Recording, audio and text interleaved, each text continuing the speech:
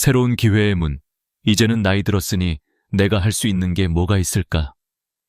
어르신들 중 많은 분들이 이렇게 속으로 한 번쯤은 생각해 보셨을 겁니다. 젊을 때는 가족을 위해 앞만 보고 달렸지만 정작 은퇴하고 나면 세상과 조금 멀어진 느낌. 밖은 너무 빨리 변하고 나는 어느 순간 멈춰 서 있는 사람처럼 느껴지는 때 말입니다. 그런데요, 여러분. 2026년 1월부터 아주 큰 변화가 조용히 우리 곁으로 다가옵니다. 누구는 그 기회를 알아보고 당당하게 손을 뻗고 누구는 나 같은 사람이 뭘 하며 그대로 놓쳐버립니다. 이 차이가 어떤 결과를 만드는지 우리는 이미 평생 살아오며 많이 보아왔죠. 이번에 시작되는 시니어 경력 활용 일자리 사업은 단순히 일자리가 늘었다가 아닙니다. 어르신들의 경험을 다시 사회의 중심으로 초대하는 제도입니다. 다시 말해, 여러분이 살아오며 겪은 일들, 그 수많은 일상의 선택, 책임, 배려, 인내, 그 모든 것이 이제는 돈이 됩니다. 생각해 보십시오. 우리는 평생을 가족을 위해 살아왔습니다. 회사에서, 논과 밭에서, 시장에서, 학교에서, 공장에서 땀을 흘리며 버티고 견디고 지켜냈습니다. 그런데 은퇴를 하고 나면 그 소중한 경험이 마치 한순간에 쓸모 없어지는 것처럼 취급받곤 했습니다. 다 끝난 거 아니야? 이제 쉬어야지. 배울 것도 없고 할 것도 없지. 하지만 그건 사실이 아니었습니다. 오히려 지금 이 사회는 경험이 많은 사람, 공감할 줄 아는 사람, 말 한마디에 따뜻함이 묻어나는 사람을 간절히 필요로 하고 있습니다. 특히 요즘 사회는 너무 빠릅니다. 너무 생산적이고 효율적이기만 합니다. 사람보다 숫자를 먼저 보죠.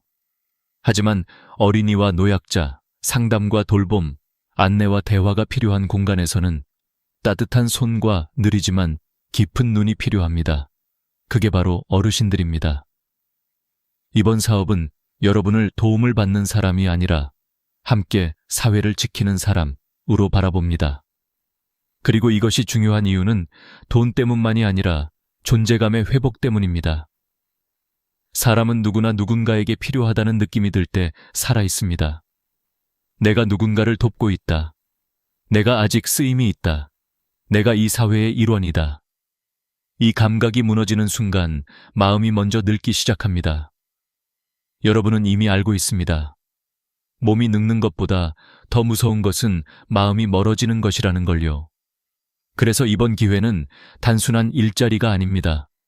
삶을 다시 연결하는 통로입니다. 새로운 곳에서 새로운 사람들과 이야기하며 나의 경험을 나누고 또 그 속에서 삶의 리듬을 다시 찾는 것. 여유로운 하루 속에 3시간만 천천히, 부드럽게, 그러나 분명히 나의 자리를 지키는 시간. 이것이 앞으로 다가올 변화의 첫걸음입니다. 그리고 이건 아주 늦은 것도 아니고 너무 이른 것도 아닙니다. 딱 지금입니다. 왜냐하면 65세 이후의 삶은 끝이 아니라 또 한 번의 인생의 시작이기 때문입니다. 우리가 20대 때는 앞으로 무엇을 살아갈지 고민했고 40대 때는 가족을 책임지기 위해 버텼고 60대가 되면 이제는 나를 위한 선택을 해야 할 때입니다. 돌아보면 살아온 시간은 이미 훌륭했습니다. 힘든 날도 있었고 외로운 날도 있었지만 그건 모두 이 자리까지 오기 위한 과정이었습니다. 따라서 이번 기회는 나도 다시 한번 움직여볼까? 내가 살아온 시간을 누군가에게 나눠볼까? 이 질문에 대답할 수 있는 아주 현실적이고 구체적인 길입니다. 지금 마음속에 작게나마 용기가 스치고 있다면 그건 여러분이 아직 살아있다는 증거입니다. 새로운 문이 열렸습니다. 이제 들어갈 차례입니다. 문이 아직 열려 있을 때. 우리가 일자리를 고를 때 가장 먼저 생각하는 것은 결국 2가지입니다. 얼마를 벌 수 있는가, 그리고 얼마나 힘들지 않은가. 특히 나이가 들수록 시간과 에너지는 더욱 소중해지지요. 예전에는 일자리를 얻기 위해 체력, 속도, 경쟁이 필요했다면 이제는 경험, 배려, 꾸준함이 더 큰 가치로 인정받는 시대가 왔습니다. 이번 시니어 경력 활용 일자리 사업의 가장 큰 변화는 바로 월급과 근무 시간에서 드러납니다. 예전의 노인 일자리 다들 기억하실 겁니다. 한 달에 27만 원, 많아야 30만 원 남짓. 솔직히 말하면 약값 조금 내고 버스 몇 번 타면 사라지는 돈이었습니다. 게다가 일은 어땠나요? 여름엔 땀이 등줄기를 타고 흐를 정도로 뜨거운 햇볕 아래서, 겨울엔 손이 곱아 터질 만큼 찬바람 맞으며 일해야 했습니다. 그 고생에 그 돈이라면 차라리 안 하지. 많은 어르신들이 한번 해보고는 이렇게 포기하셨습니다. 몸은 힘든데 보상은 적으니 마음이 남는 게 없었던 거죠. 하지만 이번 사업은 다릅니다. 완전히, 확실하게, 눈에 보이게 다릅니다. 먼저 월급입니다. 월 75만 원 이상. 여기에는 기본 활동비뿐 아니라 주유수당까지 포함됩니다. 1년 동안 꾸준히 근무하시면 총 800만 원 가까이 가능합니다. 이제는 생활비 걱정을 조금 내려놓을 수 있는 수준입니다. 작은 사치도 할 수 있고, 손주에게 과자 하나 더 쥐어줄 수 있고, 오랜만에 친구 만날 때 커피 한 잔을 기분 좋게 살 수도 있습니다. 어떤 분들은 이렇게 말씀하실 수도 있습니다. 그래도 75만 원이 큰 돈인가? 하지만 여기에는 중요한 심리적 차이가 있습니다. 내가 번 돈이라는 것. 누구에게 미안할 필요도 없고, 눈치를 볼 필요도 없고, 설명할 필요도 없습니다. 그저 당당하게 통장으로 들어오는 나의 월급. 그 감정은 이 나이가 되어보면 금액이 아니라 존재의 가치로 다가옵니다. 두 번째는 근무 시간입니다. 하루 3시간. 그것도 내가 가장 편한 시간대로 선택 가능. 오전 9시 1, 2시 혹은 오후 1시 4시. 그저 하루 중 가장 여유로운 시간에 잠시 다녀오면 됩니다. 점심 전이면 점심 전에 끝내고, 오후에 시간이 좋으면 오후에 다녀오면 됩니다. 그리고 무엇보다 중요한 점, 대부분 실내 근무입니다. 더 이상 계절과 싸우지 않아도 됩니다. 비가 오든 눈이 오든 바람이 불든 쾌적한 환경에서 편안하게 일할 수 있습니다. 여기서 잠깐. 왜 이런 변화가 생겼을까요? 단지 복지 차원이 아닙니다. 정부는 이제 어르신들을 노동의 주체로 다시 바라보기 시작했습니다. 도움을 받는 대상이 아니라 사회에 여전히 기여할 수 있는 경험 전문가로 인정한다는 뜻입니다. 그리고 이건 단지 돈과 시간이 좋아졌다는 의미를 넘어 우리가 살아온 세월의 무게가 존중받기 시작했다는 신호입니다. 예를 들어볼까요? 젊은 사람은 속도와 힘이 있을지 모릅니다. 하지만 사람을 이해하는 능력, 말 한마디에 묻어나는 온기, 상대의 마음을 편안하게 만드는 분위기는 오랜 세월을 살아온 사람만이 가질 수 있는 능력입니다. 이 능력은 숫자로 계산되지 않지만 사람의 삶에 가장 깊이 스며드는 가치입니다. 그래서 이번 일자리는 경험이 자산인 사람들을 위한 자리입니다. 돈을 조금 더 버는 것이 목적이 아니라 내 삶의 리듬을 되찾는 것이 핵심입니다. 사람은 규칙적인 일상 속에서 건강을 지킵니다. 하루에 일정한 시간에 일어나고, 움직이고, 대화하고, 웃고, 만나는 시간. 이 리듬이 무너지면 몸도 마음도 빠르게 약해지지만 다시 회복하면 표정부터 달라지고 건강이 돌아옵니다. 한 연구에서는 하루 3시간 사회활동을 꾸준히 한 어르신들은 그렇지 않은 어르신보다 우울감이 42% 감소하고 운동기능 저하 위험이 37% 줄었다고 발표했습니다. 그리고 가장 인상적인 결과는 자존감이 68% 향상되었다는 것입니다. 이건 누구와 비교해서가 아니라 나 자신과의 거리가 가까워졌다는 뜻입니다. 우리는 모두 압니다. 사람은 몸이 아니라 마음이 늙을 때부터 진짜 늙는다는 것을. 그러니 이번 변화는 단순한 일자리 정책이 아니라 삶의 속도를 다시 되찾는 일입니다. 천천히, 그러나 분명하게. 이제 중요한 건 한 가지입니다. 할 수 있을까?가 아니라 해볼까? 입니다. 여러분의 인생은 아직 끝나지 않았습니다. 아니, 어쩌면 지금부터가 진짜 나를 위한 시간일지도 모릅니다. 어떤 일을 하게 될까? 이제 많은 분들이 가장 궁금해하시는 부분입니다. 도대체 무슨 일을 하게 되는 건가? 내가 할 수 있는 일일까? 힘들지 않은 일일까? 여기서 중요한 것은 이번 일자리의 핵심이 경험을 활용하는 일이라는 점입니다. 몸을 많이 쓰는 일이 아니라 사람을 대하고 보살피고 안내하고 함께 있어주는 일이 중심입니다. 그렇기 때문에 특별한 자격증도 빠른 손과 발도 체력 경쟁도 필요하지 않습니다. 사실 가장 큰 자격은 이미 여러분이 평생 살아오면서 갖추었습니다. 인내, 배려, 공감, 책임감. 이 네 가지는 그 어떤 학교에서도 그 어떤 자격 시험에서도 배울 수 없는 것들이죠. 하지만 여러분은 이미 수십 년 동안 그것을 삶 속에서 몸으로 익혀오셨습니다. 그래서 이번 일자리의 대부분은 어르신들이 가장 잘할 수 있는 일들로 구성되어 있습니다. 먼저 손주 돌봄 보조 활동입니다. 이 일을 하면 어린이집이나 지역 아동센터에서 선생님을 도와 아이들을 살피는 역할을 하게 됩니다. 아이들이 밥을 먹을 때 천천히 옆에서 챙겨주고, 낮잠 잘 때 등을 토닥이며 재워주고, 그림책을 함께 펼쳐 읽어주고, 운동장이나 놀이터에 나가면 손을 잡아주고 보호해주는 일들입니다.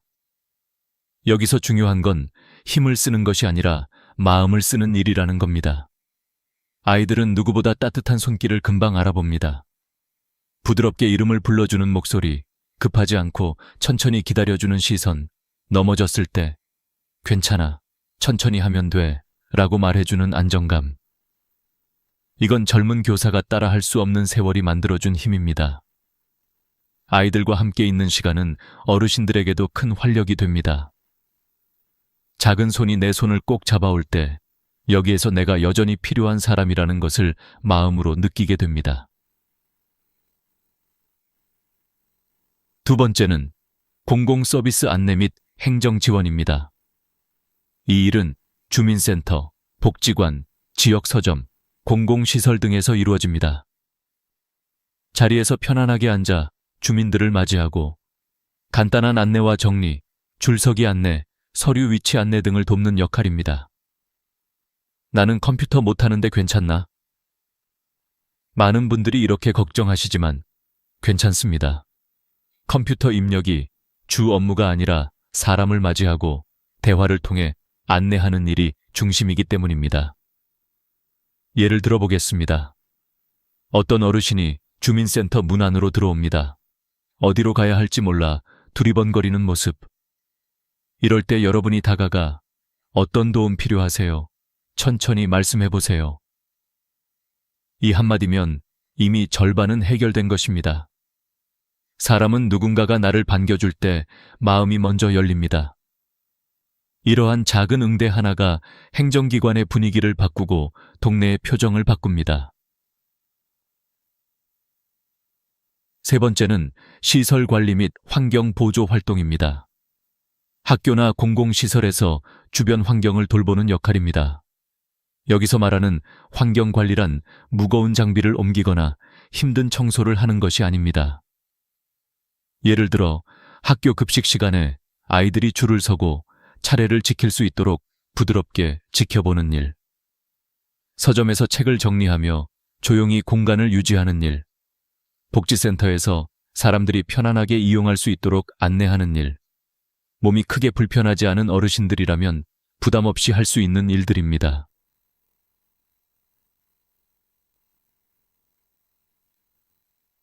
여기서 중요한 점은 이 일들이 단순한 노동이 아니라는 것입니다. 이건 사람과 사람을 이어주는 일, 관계 속에서 서로의 삶을 부드럽게 떠받쳐주는 일입니다. 젊은 사람은 빠르게 움직이지만 속도가 빠른 만큼 마음은 쉽게 지칩니다. 하지만 어르신들은 속도는 느려도 마음을 오래 쓰고 깊게 쓸 줄 아는 사람들입니다. 그래서 이번 일자리는 여러분을 느린 힘의 전문가로 인정합니다. 또 한 가지 중요한 것, 주말과 공휴일은 쉽니다. 가족과의 시간, 친목 시간, 취미 생활을 방해하지 않습니다. 또 1년 동안 꾸준히 일하면 유급 연차 휴가도 지급됩니다. 연차를 쓰지 않으면 연차 수당으로 돌려받습니다. 그리고 혹시라도 일하다 다치면 어떻게 하냐고요? 걱정 마십시오. 산재보험이 자동 적용됩니다. 치료비 걱정 없이 안전하게 보호받으며 일할 수 있습니다.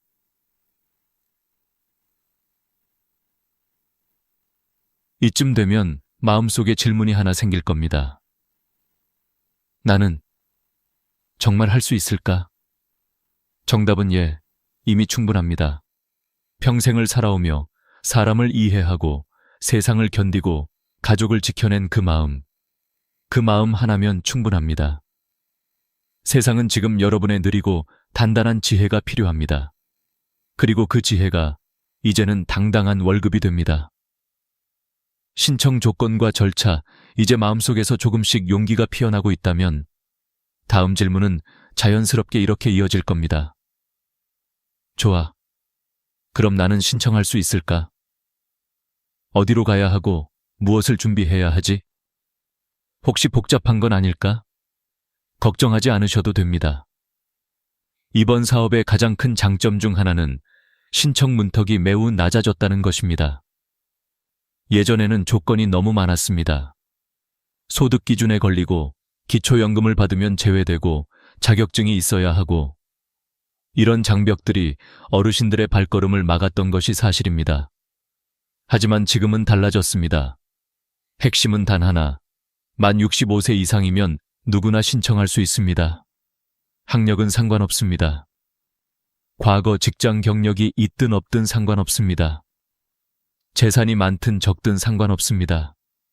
자녀가 있든 없든 혼자 살든 함께 살든 전혀 문제되지 않습니다. 그리고 무엇보다 많은 분들이 걱정하셨던 부분, 기초연금을 받고 있어도 이 일자리에 참여할 수 있습니다. 이제는 받으면 일자리 못한다는 오래된 걱정을 버리셔도 됩니다. 기초연금과 월급을 동시에 받는 것이 가능합니다. 다만 예외가 되는 경우가 단 2가지 있습니다. 첫째, 생계급여를 받고 계신 분. 둘째, 현재 다른 직장에서 4대 보험을 내고 계신 분. 이 2가지에 해당하지 않는다면 여러분은 그냥 신청하시면 됩니다. 정말로 그게 전부입니다. 그리고 여기서 중요한 사실을 하나 더 말씀드리겠습니다. 정부는 이번 사업을 위해 예산을 매우 크게 책정했습니다. 즉, 자리 경쟁이 너무 치열해서 떨어질까 걱정. 그럴 가능성은 생각보다 높지 않습니다. 원하는 마음과 꾸준히 참여할 의지, 이 2가지만 있다면 대부분 선발된다고 보시면 됩니다. 그럼 신청 방법은 어떻게 될까요? 가장 쉬운 방법은 신분증 하나 들고 가까운 주민센터, 행정복지센터 또는 노인복지관에 가시는 것입니다. 문을 열고 들어가 이렇게 말씀하세요. 시니어 경력 활용 일자리 신청하러 왔습니다. 그러면 담당 직원이 신청서를 줍니다.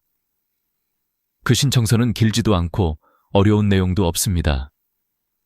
이름, 연락처, 건강상태, 집 주소, 선호하는 근무시간, 집 근처, 희망 근무지. 이 정도만 적으면 됩니다. 혹시 글씨 쓰는 것이 불편하신 분들은 직원에게 천천히 부탁하셔도 됩니다. 손이 조금 불편해서요. 그러면 천천히 친절하게 도와드릴 겁니다. 그러라고 있는 사람들입니다. 그 신청 시기 또한 중요합니다. 2025년 12월부터 전국적으로 모집 접수가 시작됩니다. 여기서 가장 중요한 팁 하나. 선착순은 아니지만 먼저 신청한 사람이 더 유리합니다. 왜냐하면 지자체는 신청서를 검토할 때 먼저 들어온 신청서부터 배정 우선순위를 고려하기 때문입니다. 즉, 같은 조건이라면 빨리 신청한 사람이 먼저 선택됩니다. 그러니 조금 있다가 하지 뭐 라고 미루지 마십시오. 미루는 건 기회를 잃는 가장 쉬운 방법입니다. 그리고 또 하나 반드시 기억해야 할 팁. 신청서에 희망 근무지 1순위, 2순위, 3순위를 꼭 적어야 합니다. 이거 정말 중요합니다. 왜냐하면 여러분은 하루 3시간씩 매일 출퇴근을 하셔야 합니다. 집에서 너무 먼 곳을 배정받으면 일을 시작하기 전에 이미 지치게 됩니다. 가장 좋은 장소는 집에서 걸어서 갈 수 있는 거리입니다. 혹은 버스로 현대 15분 내 이동할 수 있는 곳. 자신의 생활에 맞춰 선택하면 일이 습관처럼 자연스럽게 자리 잡습니다. 그리고 신청할 때 하나 더 중요한 것이 있습니다. 솔직함. 상담할 때 이렇게 말하십시오. 무리하게 힘든 일은 못합니다. 사람들과 이야기하는 건 잘합니다.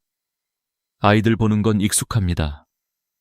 앉아서 하는 일이라면 자신 있습니다.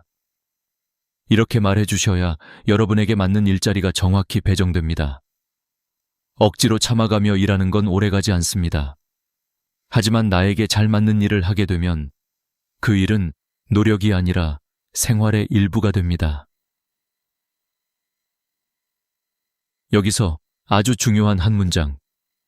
여러분은 누군가의 부담이 아니라 누군가에게 꼭 필요한 사람입니다. 신청은 자신을 증명하는 절차가 아니라 자신을 다시 사회의 자리로 데려오는 과정입니다. 그 문을 여는 첫걸음은 생각보다 훨씬 가볍습니다. 천천히 걸어서 주민센터 문을 열고 들어가는 것. 그 한 걸음이 앞으로의 1년, 그리고 남은 인생의 흐름을 바꿀 수 있습니다. 가까운 길은 멀어 보이고 먼 길은 가까운 것처럼 느껴질 때가 있습니다. 하지만 인생에서 가장 중요한 길은 늘 지금 여기에서 시작하는 길입니다. 그리고 그 길은 이미 여러분 앞에 펼쳐져 있습니다. 이제 선택만 남았습니다. 숨겨진 혜택과 안전장치, 지금까지 말씀드린 월급, 근무 시간, 업무 내용만으로도 충분히 매력적인데요.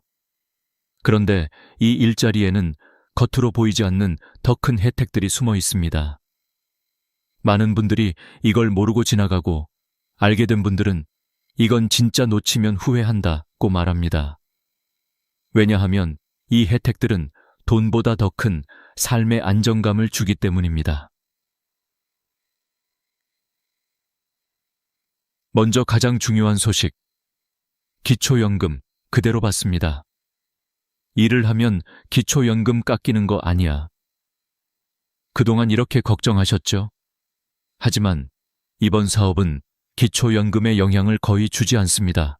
즉, 기초연금은 기초연금대로 받고 일자리 월급은 월급대로 받습니다. 이건 생각보다 큰 차이를 만듭니다. 예를 들어 기초연금으로 30만 원, 여기에 일자리 월급 75만 원이 더해지면 월 105만 원 이상이 됩니다. 연간 기준으로 보면 1,200만 원 이상의 자립소득을 갖게 되는 것입니다.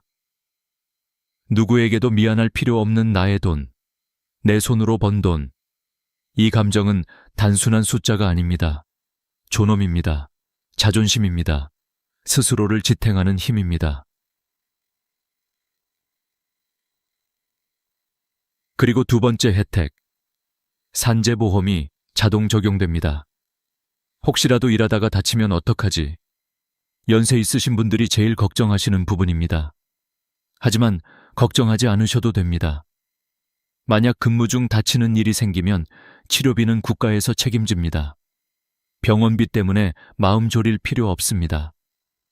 내가 늙어서 다른 사람에게 피해 줄까? 이렇게 눈치 볼 필요도 없습니다.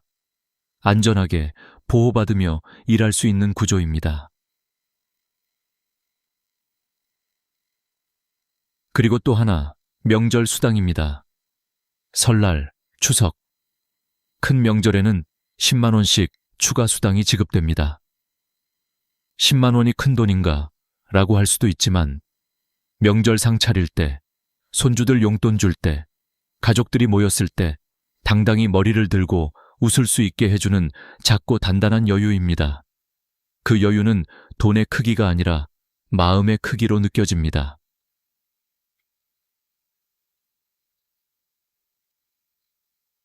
네 번째 혜택은 사회적 연결입니다. 사람은 혼자 있을 때 마음이 무너집니다. 집 안에서 TV만 보며 시간을 보내다 보면 시간이 흐르는지도 모르게 됩니다.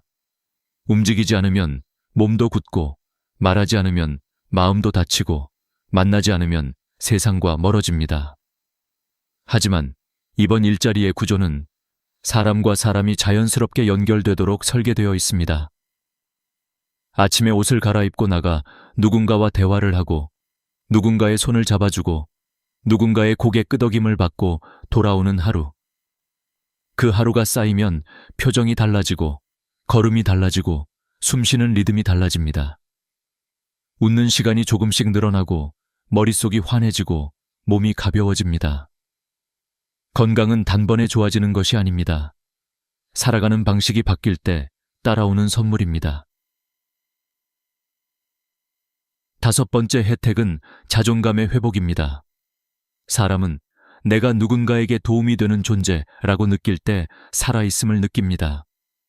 내가 가서 아이를 달래주면, 내가 안내해준 누군가가 고맙다고 인사하면, 내가 함께 있어주는 것만으로 누군가가 편안해진다면, 그 순간 나는 단순히 일하는 것이 아니라 누군가의 하루를 지탱해주는 사람이 됩니다.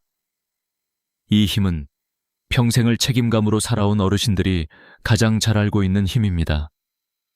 어떤 사람은 인생에서 큰 돈을 남기고 떠나지만 어떤 사람은 따뜻함을 남기고 떠납니다. 그리고 따뜻함은 시간이 지나도 지워지지 않습니다. 여섯 번째 혜택은 삶의 활력입니다. 하루 3시간. 너무 많지도 않고 너무 적지도 않은 시간. 집에만 있을 때는 시간이 흐르는지 느끼기 어렵습니다. 하지만 나가서 사람을 만나고 움직이고 웃고 함께 있다 보면 하루가 다시 하루처럼 느껴집니다. 그리고 그 하루가 쌓이면 일주일이 되고 1년이 되고 새로운 인생의 흐름이 만들어집니다. 이 모든 혜택의 핵심은 하나입니다. 이 일자리는 몸을 쓰는 일이 아니라 마음을 쓰는 일이라는 것. 그리고 마음을 쓰는 일은 조급할 필요가 없고, 경쟁할 필요가 없고, 버티거나 견딜 필요도 없습니다. 그저 천천히, 부드럽게, 사람답게, 삶을 다시 내게 맞는 속도로 걸어가는 일입니다. 그 속도가 바로 여러분의 속도입니다. 인생의 후반부를 다시 그리다. 우리는 어느 순간 이런 생각을 하게 됩니다. 이제 나는 살아온 날이 앞으로 살아갈 날보다 많겠구나. 그 생각이 마음 한켠을 서늘하게 만들기도 합니다. 하지만 어르신 여러분, 살아온 시간이 길다는 것은 그만큼 더 단단한 인생을 가지고 있다는 뜻입니다. 세월은 사람을 약하게 만들기도 하지만 동시에 그 사람을 깊게 만듭니다. 여러분이 걸어온 길, 그 길 위에는 눈물도 있고 웃음도 있고 희생도 있고 포기가 아닌 버팀이 있었습니다. 그래서 인생의 후반부는 무너진 자리를 바라보는 시간이 아니라 다시 나를 일으켜 세우는 시간입니다. 일자리를 시작하신 어르신들이 종종 이런 말씀을 하십니다. 집에만 있을 땐 내 마음이 늙어가는 느낌이었는데 다시 나가서 사람을 만나니 얼굴부터 살아나더라고. 처음에는 조금 불안하고 어색할 수 있습니다. 오랜만에 새로운 공간, 새로운 사람들, 새로운 생활 패턴. 하지만 사람은 익숙함보다 적응하는 존재입니다. 조금만 시간이 지나면 길을 찾고 자리를 만들고 역할을 찾아갑니다. 그건 여러분이 이 세상을 살아오며 이미 증명한 능력입니다. 어르신들이 가장 많이 변화하는 부분은 표정입니다. 처음에는 조금 굳어있고 조심스럽고 말수가 적습니다. 하지만 아이의 손을 잡고 산책을 도와주거나 주민센터에서 누군가에게 의자를 안내해주거나 공공시설에서 천천히 책을 정리하거나 그 작은 순간들을 반복하게 되면 눈빛과 미소가 자연스럽게 살아납니다. 사람은 누군가에게 필요한 존재로 느껴질 때 가장 깊이 살아있음을 경험합니다. 그리고 여러분이 이 일자리를 선택하는 가장 큰 이유는 사실 돈이 아닙니다. 돈은 그저 문을 여는 열쇠일 뿐입니다. 진짜 이유는 나는 아직 살아있고 내 삶은 지금도 계속되고 있고 나는 여전히 누군가를 따뜻하게 만들 수 있는 사람이다. 이 사실을 다시 확인하고 싶은 마음입니다. 사람은 나이를 먹는 것이 아닙니다. 시간 속에서 모양이 달라지는 것입니다. 예전에는 속도가 필요했고 경쟁이 필요했고 가족을 지키기 위한 강함이 필요했습니다. 하지만 지금은 속도가 아니라 깊이, 경쟁이 아니라 연결, 강함이 아니라 따뜻함이 필요합니다. 그리고 이 모든 것은 여러분 안에 이미 있습니다.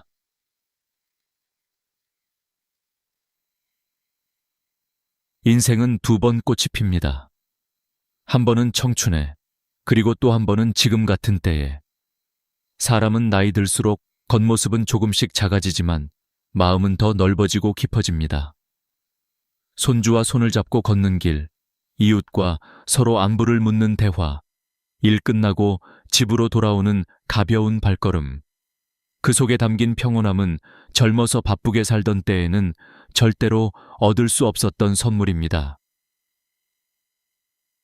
지금까지의 삶이 누군가를 위해 달려온 삶이라면 이제부터의 삶은 나를 위한 삶이어야 합니다. 아침에 일어나는 이유가 생기고 외출할 옷을 고르는 즐거움이 있고 누군가와 웃으며 하루를 나누는 시간이 있다면 그건 이미 삶이 다시 피어나고 있다는 신호입니다. 이 사업은 어르신에게 새로운 미래를 약속하는 프로젝트가 아닙니다. 대신 이미 여러분 안에 있던 삶의 힘을 다시 깨워주는 기회입니다. 그리고 제가 오늘 드리고 싶은 마지막 한마디는 이것입니다. 지금부터도 늦지 않았습니다. 정말 전혀 늦지 않았습니다. 우리는 살아온 날보다 남은 날을 더 진하게 만들 수 있습니다. 그 시작은 거창하지 않습니다. 단 한 걸음입니다. 집 문 앞에서 신발을 신고 주민센터 문을 열고 들어가는 그 단순한 한 걸음. 그 한 걸음이 여러분의 인생을 다시 꽃피우는 출발점이 됩니다.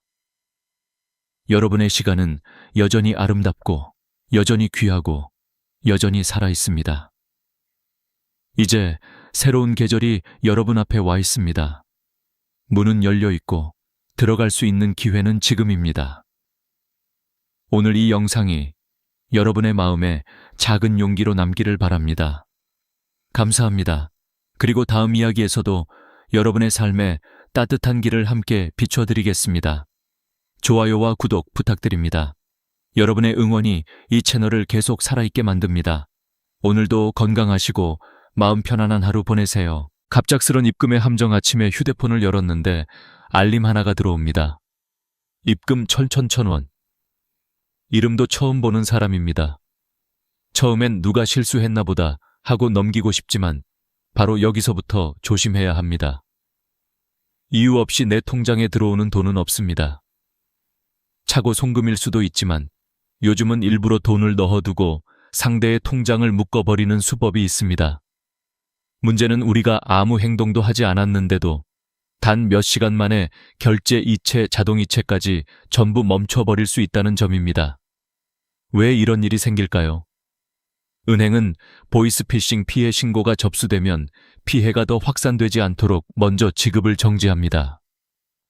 신고한 사람이 실제 범인인지 피해자인지 은행은 즉시 판단하기 어렵기 때문에 일단 관련 거래를 멈춰놓고 사실관계를 확인하는 절차부터 밟습니다.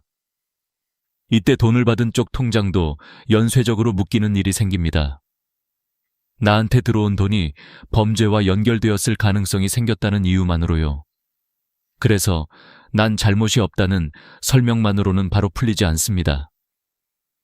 기록과 증거, 그리고 정해진 절차가 필요합니다. 더 까다로운 점은 사기범들이 우리의 심리를 잘 안다는 것입니다.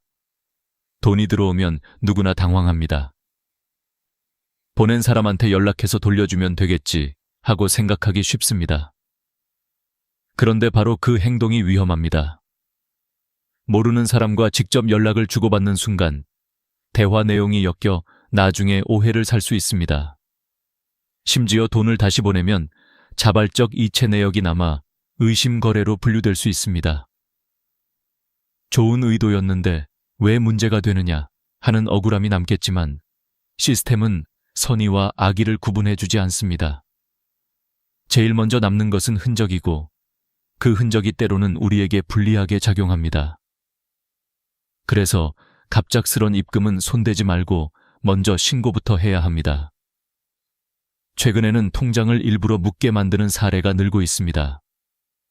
누군가에게 앙심을 품고 보복하려는 목적으로 또는 단순한 장난처럼 돈을 넣어둔 뒤 피해 신고를 넣어 상대 통장을 멈추게 만드는 겁니다. 이른바 통장 묻기 대행 같은 악질 서비스까지 온라인에 떠돈다는 보도도 있습니다. 겉으로 보면 돈을 보낸 사람이 손해를 보는 것 같지만 실제로는 신고를 통해 모든 계좌를 멈추게 하여 상대의 생활을 크게 흔드는 방식입니다. 자동이체가 끊기고 카드 결제가 막히고 연금급여 입금이 들어오지 않는다면 그 불편과 경제적 타격은 생각보다 큽니다.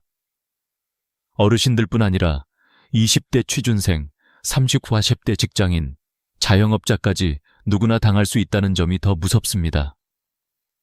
나는 조심하니까 괜찮다고 넘길 문제가 아닙니다. 그렇다면 왜 3시간이 중요할까요? 신고가 접수되어 지급정지 시스템이 돌아가기까지 보통 몇 단계 확인이 필요하지만 요즘은 전산이 빨라져 초단 시간에 동결 절차가 진행됩니다. 우리가 먼저 은행, 금감원, 경찰에 나는 이 거래와 무관하다는 선제 신고 기록을 남겨야 하는 이유가 바로 여기에 있습니다. 같은 사건이라도 누가 먼저 기록을 남겼는지가 나중에 큰 차이를 만듭니다. 아직 신고가 안 들어왔다는 단계에서 우리가 미리 알리고 사건 번호를 확보하면 추후 분쟁에서 억울함을 덜 수 있고 지급정지 자체를 막거나 범위를 최소화할 가능성이 커집니다. 반대로 몇 시간만 미루다 보면 이미 정지가 걸리고 그 다음부터는 풀기 위한 증거 싸움이 시작됩니다. 갑작스런 입금은 또 다른 유혹을 동반합니다.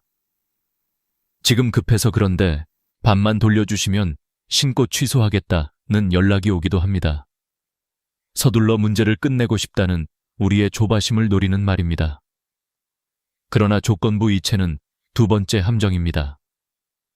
돈을 보내는 순간 사건의 양상이 달라지고 돌려받기 어려울 뿐 아니라 우리에게 불리한 해석이 붙습니다. 또한 문자 메신저로 오가는 대화는 조작되기 쉽고 그 내용을 우리가 전부 통제할 수도 없습니다. 그래서 원칙은 단순합니다. 연락하지 않는다, 이체하지 않는다, 스스로 해결하지 않는다. 이 3가지만 지켜도 큰 위험을 피할 수 있습니다. 여기서 중요한 건 상식적인 불편함을 감수하는 태도입니다. 나와 무관한 돈이 들어왔을 때 빨리 돌려주고 끝내자는 생각은 상식적으로 맞아 보입니다. 하지만 금융사기 환경에서는 상식이 우리를 지켜주지 않습니다. 절차가 지켜줍니다. 공식 번호로 전화를 걸고 상담 기록을 남기고 입금 내역을 캡처하고 필요시 경찰서에서 사실 확인서를 받는 것. 조금 번거롭지만 이것이 내 통장을 지키는 가장 안전한 길입니다. 특히 어르신일수록 문자 링크를 누르지 말고 가족이나 가까운 사람에게 먼저 알려 함께 확인하는 습관이 필요합니다. 혼자서 해석하고 결정하려다 실수를 키우는 경우가 많기 때문입니다. 또 하나 기억해야 할 점은 앱 보안과 기기 관리입니다. 금융앱은 항상 최신 버전으로 업데이트하고 잠금 비밀번호를 주기적으로 바꾸어야 합니다. 통화 자동 녹음 설정, 문자 전체 화면 캡처 방법을 미리 알아두면 실제 상황에서 허둥대지 않습니다. 가족과의 비상 연락 규칙을 정해두는 것도 좋습니다. 예를 들어 의심 거래가 보이면 바로 가족 단톡에 알리기, 은행, 금감원, 경찰, 공식 번호를 전화부 상단에 고정해두기 같은 작은 습관이 큰 사고를 막습니다. 예방은 거창한 기술이 아니라 자잘한 생활 수칙에서 시작됩니다. 지금 이 순간에도 누군가의 계좌로 낯선 돈이 들어가고 있을 겁니다. 어떤 분은 에이 설마 하며 지나치고 어떤 분은 바로 신고해 스스로를 지켜냅니다. 두 사람의 차이는 운이 아니라 준비와 판단의 속도입니다. 왜 나한테 이런 돈이 들어왔지? 라는 의심이 드는 즉시 우리는 해야 할 일을 알고 있어야 합니다. 손대지 않고 연락하지 않고 기록을 남기고 공식 창구로 알리는 것. 이 단순한 순서를 잊지 않는다면 갑작스런 입금은 더 이상 함정이 되지 않습니다. 작은 당황을 잘 다스리면 큰 피해를 막을 수 있습니다. 그리고 그 침착함이 여러분의 평생 재산과 신용을 지켜줍니다. 우리가 선택할 수 있는 길은 명확합니다. 불분명한 돈과 직접 거래하지 않는 것, 절차를 믿고 따르는 것, 그리고 혼자 끙끙 앓지 않는 것. 갑작스런 입금의 진짜 정체는 대개 시험지 같은 것입니다. 당황한 사람은 틀리고 준비된 사람은 마칩니다. 다음 장에서 우리는 이 시험을 통과하는 시간표와 순서를 차근차근 살펴보겠습니다. 중요한 건 겁먹지 않는 태도입니다. 알고 있으면 두렵지 않습니다. 모르는 상태로만 두려운 법입니다. 3시간의 전쟁, 낯선 입금 문자를 보고 이상하다 느낀 순간부터 사실상 시간과의 싸움이 시작됩니다. 많은 분들이 조금 있다가 은행 가서 이야기해야겠다, 점심 먹고 처리해야지 하고 생각하십니다. 그런데 이 짧은 미루기가 상황을 완전히 뒤집어 놓을 수 있습니다. 왜냐하면 통장이 묶이는 속도는 우리가 상상하는 것보다 훨씬 빠르기 때문입니다. 요즘 금융 시스템은 보이스피싱 피해 확산을 막기 위해 의심되는 거래가 포착되면 자동으로 정지 조치를 진행합니다. 문제는 이 정지 조치가 내 의지와 상관없이, 그리고 내가 잘못을 하지 않아도 걸릴 수 있다는 점입니다. 지급 정지는 단순히 잠시 이체가 안 되는 수준이 아닙니다. ATM 출금, 계좌 이체, 자동 이체, 카드 결제까지 전부 멈춥니다.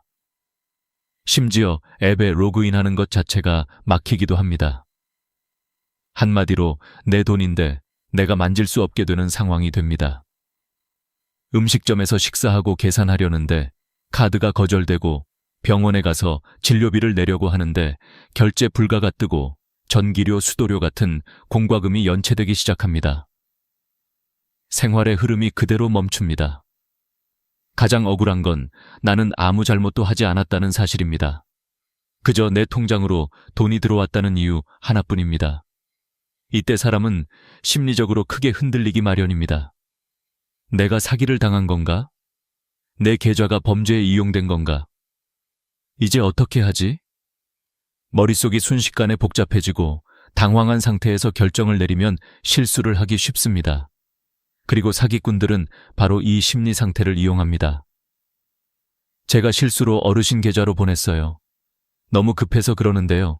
절반만 돌려주시면 바로 신고 취소할게요. 라고 부드럽게 말할 때도 있고, 통장 묶인 거 풀고 싶으면 지금 당장 아니면 늦어요. 라는 식으로 압박할 때도 있습니다. 어떤 경우든 목적은 하나입니다. 당신이 직접 돈을 움직이게 만드는 것. 이 순간부터 상황은 완전히 달라집니다. 하지만 여기서 꼭 기억해야 할 사실이 있습니다. 통장이 묶였다는 건 당신이 범죄자라는 뜻이 아니라 아직 조사가 끝나지 않은 상태라는 뜻입니다. 이건 의심이지 판단이 아닙니다. 따라서 우리가 해야 할 일은 억울함을 감정으로 표현하는 것이 아니라 억울함을 증명할 근거를 준비하는 것입니다. 은행 창구에 가서 저 죄 없어요, 풀어주세요 라고 외친다고 해서 통장이 바로 풀리지는 않습니다.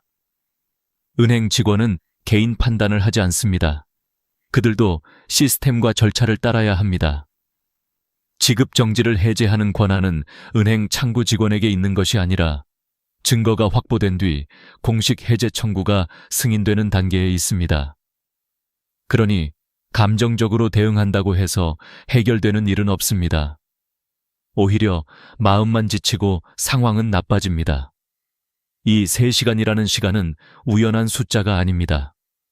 범죄 신고가 접수되고 전산망에서 이체 차단 신호가 전송되고 관련 계좌가 위험 목록에 올라가는 데 걸리는 최소 반응 시간이 대략 2-3시간입니다.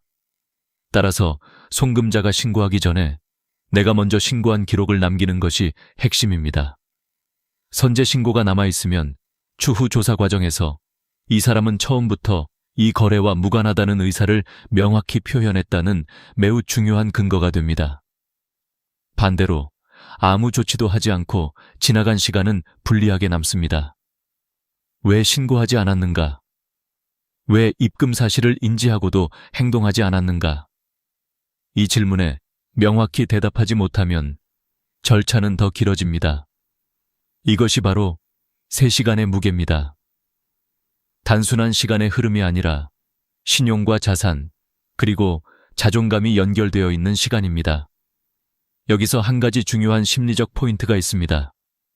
사람은 예상하지 못한 상황이 발생하면 머리가 먼저 반응하는 것이 아니라 감정이 먼저 반응합니다. 놀람, 혼란, 부정, 회피.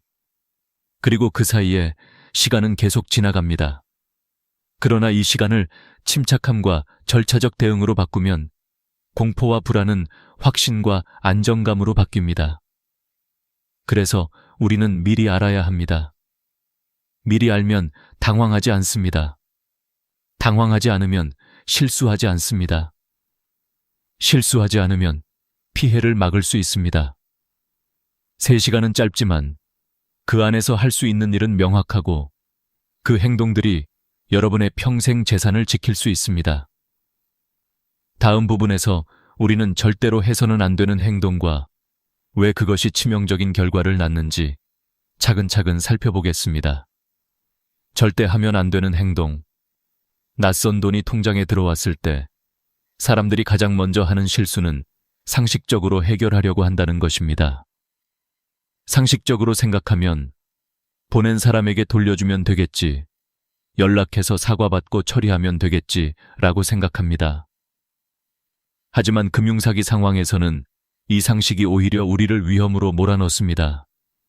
특히 직접 연락, 임의 환불, 혼자 해결하기, 이 3가지는 절대로 해서는 안 되는 행동입니다. 우선 첫 번째로 송금자와 직접 연락하는 행동입니다. 사기꾼들은 우리의 마음을 아주 잘 알고 있습니다.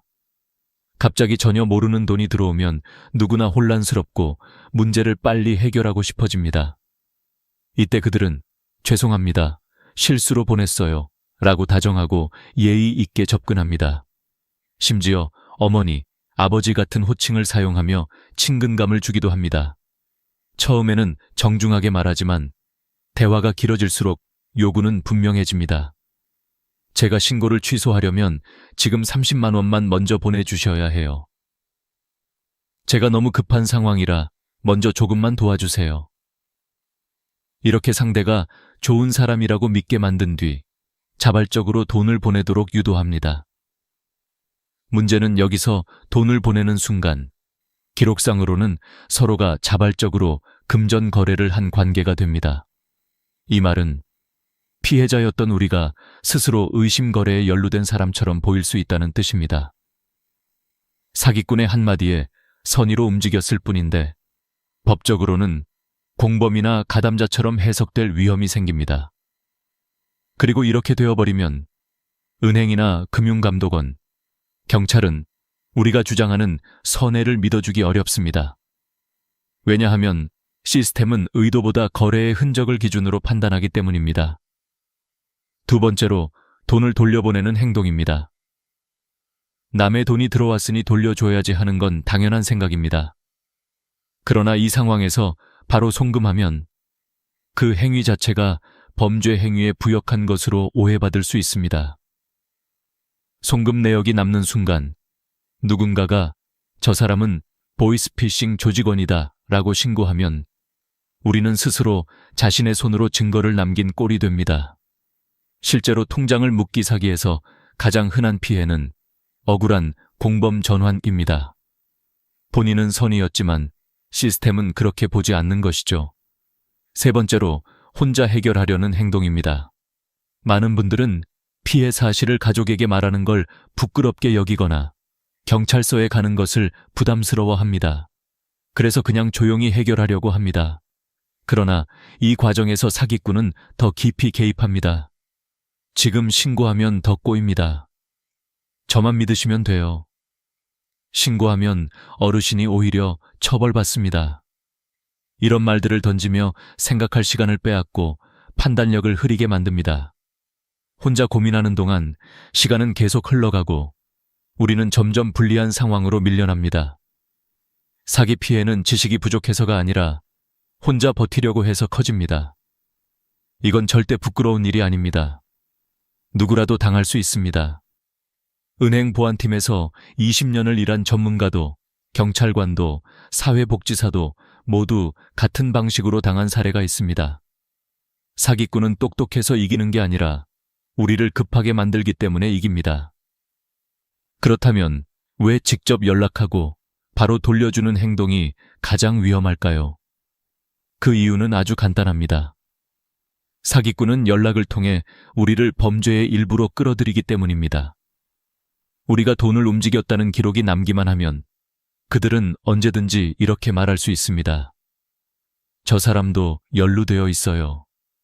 그 한 문장으로 우리는 무방비 상태에 놓입니다. 여기서 가장 중요한 것은 침착함입니다. 통장이 묶였다고 해서 내가 범죄자라는 뜻도 아니고 내가 잘못했다는 뜻도 아니고 내 재산이 영원히 사라졌다는 뜻도 아닙니다. 하지만 잘못 대응하면 그 순간부터 문제는 증거의 싸움이 아니라 해명해야 하는 싸움으로 바뀝니다. 해명은 힘들고 오래 걸립니다. 증거는 명확하고 빠릅니다. 그래서 우리는 문제를 감정으로 해결하는 것이 아니라 증거와 절차로 해결해야 합니다. 앞으로 이어질 부분에서 30분, 하루, 3일, 일주일 시간 순서대로 무엇을 해야 하는지 차근차근 안내드리겠습니다. 핵심은 단 한 가지입니다. 모르는 돈이 들어오면 연락하지 말고, 보내지 말고, 혼자 해결하지 말 것. 이 세 가지만 지켜도 여러분은 절반은 이미 이긴 것입니다. 30분, 하루, 3일, 일주일 대응법. 이제부터는 당황하지 않고 순서대로 움직이는 것이 가장 중요합니다. 돈이 들어온 순간부터 우리가 할 수 있는 행동은 크게 4단계로 나누어집니다. 이 4단계를 기억하기 쉽도록 시간 기준으로 정리해 보겠습니다. 30분, 하루, 3일, 일주일. 이 4가지만 머릿속에 들어있다면 통장이 묶이는 상황에서도 차분하게 대응할 수 있습니다. 먼저 30분 안에 해야 할 일입니다. 가장 중요한 것은 신고 기록을 남기는 것입니다. 신고는 어렵지 않습니다. 딱 3곳만 연락하시면 됩니다. 첫째, 은행 고객센터. 하지만 인터넷 검색으로 번호를 찾지 마세요. 요즘은 검색 결과를 가장한 사기 앱 연결 사례도 있기 때문입니다. 가장 안전한 방법은 카드 뒷면이나 통장 앞표지에 적힌 공식 고객센터 번호로 걸어야 합니다. 전화해서 이렇게 말하세요. 제 계좌에 모르는 돈이 입금되었고 저는 이 돈과 아무 관련이 없습니다. 기록으로 남겨주세요. 단순하지만 이 한 문장이 내가 선제적으로 신고했다는 증거가 됩니다. 둘째, 금융감독원 1332번. 이 번호는 꼭 기억해 두는 것이 좋습니다. 연락해서 같은 내용을 말하면 상담원은 신고 내역을 시스템의 기록으로 남겨줍니다. 이 기록이 나중에 지급정지 해제 절차에서 매우 중요한 역할을 합니다. 셋째, 경찰청 앱 시뒤. 여기서도 똑같은 말을 반복하시면 됩니다. 보이스피싱 혹은 사기 가능성 때문에 선제적으로 신고합니다. 이렇게 3곳에 신고하면 내가 범죄의 우연한 피해자라는 사실이 문서로 남습니다.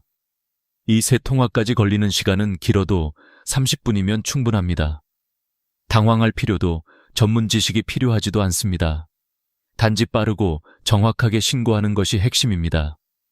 그 다음은 하루 안에 해야 할 일입니다. 바로 증거 수집입니다. 입금 내역은 화면 캡처로 남기고 입금 시간, 금액 송금인 이름이 보이도록 저장합니다. 문자 알림도 전체 화면으로 캡처합니다. 그리고 이 모든 이미지를 사진첩에만 저장하지 말고 별도의 폴더를 만들어 정리해 두세요. 가능하다면 가족에게 카카오톡으로 보내 백업해 두는 것도 좋습니다. 휴대폰이 고장나거나 잃어버리면 증거가 사라질 수 있기 때문입니다. 또한 이 시점에서 휴대폰 자동 통화 녹음 기능을 켜두는 것이 좋습니다. 사기범이 언제 연락해 올지 모르기 때문입니다. 대부분의 어르신들 휴대폰에는 통화 녹음 기능이 내장되어 있으니 가족에게 부탁하면 금방 설정할 수 있습니다. 다음은 3일 안에 해야 할 일입니다. 바로 경찰서에서 사건 사고 사실 확인서를 발급받는 것입니다. 이 서류는 나는 범죄와 무관한 사람입니다 라는 것을 공식적으로 확인해주는 문서입니다. 증거를 가지고 경찰서 민원실에 가서 상황을 설명하면 신고 기록과 증거를 토대로 확인서를 발급받을 수 있습니다. 여기서 중요한 건 시기입니다. 지급 정지가 시작된 날로부터 3일 안에 받아야 합니다. 하루라도 늦으면 서류 발급이 어려워지고 절차가 길어지며 통장 해제까지 몇 달이 걸릴 수 있습니다. 따라서 이 부분은 절대 미루면 안 됩니다. 마지막은 일주일 안에 해야 할 일입니다. 경찰서에서 받은 사실 확인서를 들고 은행에 가서 지급 정지 해제 청구서를 제출하는 것입니다. 이때 앞서 준비한 증거, 입금 내역 캡처, 신고 접수 번호, 문자 캡처 등을 함께 제출하면 은행은 이를 검토하여 해제 가능 여부를 심사합니다. 서류가 정돈되어 있을수록 처리 속도는 빨라집니다. 어떤 분들은 2주 만에 풀리기도 했고 어떤 분들은 6개월이 걸리기도 했습니다. 이 차이는 대부분 초기 대응 속도와 증거 정리의 차이입니다.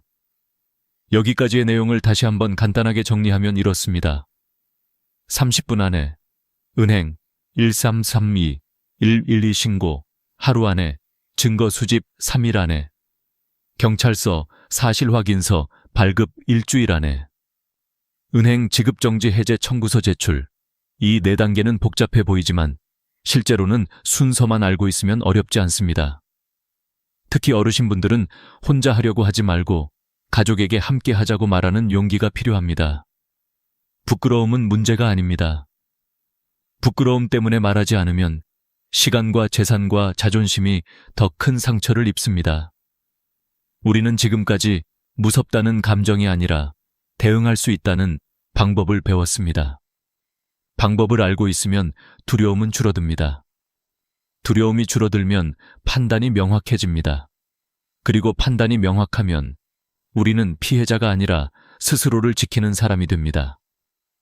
이제 다음 부분에서는 실제로 이 과정을 통해 통장을 지켜낸 분들의 공통점을 살펴보겠습니다. 그 이야기는 여러분의 마음을 조금 더 단단하게 만들어줄 것입니다. 끝까지 통장을 지켜낸 사람들의 공통점, 이제는 실제로 이 상황을 이겨낸 사람들의 이야기를 살펴볼 차례입니다. 우리는 앞에서 원칙과 절차를 배웠습니다. 하지만 사람 마음은 원칙만으로 움직이지 않습니다. 누군가는 당황해서 시간을 놓치고, 누군가는 겁이 나서 아무것도 못하고, 누군가는 설마 나한테 그런 일이라며 무시합니다. 그런데 같은 상황 속에서도 빠르게 해결한 사람들에는 분명한 공통점이 있습니다. 그 공통점은 지식이나 재산, 나이나 학력이 아니라 단 4가지의 태도였습니다. 먼저, 상황을 있는 그대로 받아들인 태도입니다.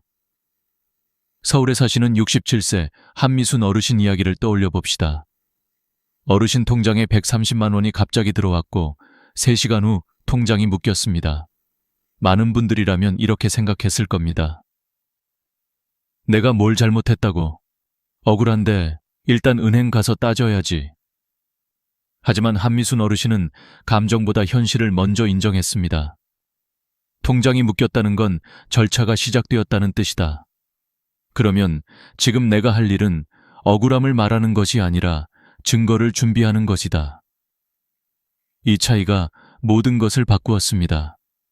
감정은 폭발하는데 해결은 멀어지는 상황에서 한 어르신은 스스로를 지켜내는 선택을 하신 겁니다. 두 번째 공통점은 도움을 요청할 줄 알았다는 것입니다. 많은 분들이 문제를 가족에게 알리는 것을 부끄럽게 여깁니다. 나이가 몇인데 이런 걸 당해? 괜히 애들한테 걱정 끼치기 싫어. 하지만 이런 생각 때문에 더 큰 피해가 생깁니다. 반대로 한미순 어르신은 바로 아들에게 전화를 걸었습니다. 아들은 침착하게 말했습니다. 엄마, 지금부터는 감정이 아니라 기록이야. 내가 도와줄게. 혼자가 아니었다는 사실. 그것만으로 어르신은 무너지지 않았습니다. 누군가와 함께하면 판단이 흔들리지 않습니다. 우리가 기억해야 할 문장은 이겁니다. 부끄러움은 문제가 아니다. 침묵이 문제다.